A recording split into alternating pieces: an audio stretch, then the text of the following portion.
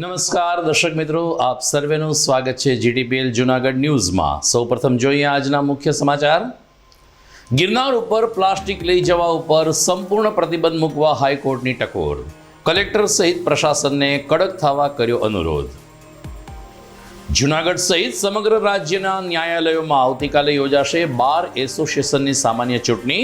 જૂનાગઢ બારમાં પણ પ્રમુખ પદ માટે રોચક જંગ। સુપ્રસિદ્ધ મહાલક્ષ્મી માતાનો પાટોત્સવ નવચંડી પાઠ સાથે યોજાયો। પરિવારમાં સુખ સમૃદ્ધિ માટે તે માટે માતાના દર્શન કરી રહ્યા છે માઈ ભક્તો। માંગનાથ રોડ પર બની રહેલ ભૂગર્ભ ગટરના કામ બાબતે સ્થાનિક વેપારીઓમાં મતાંતર।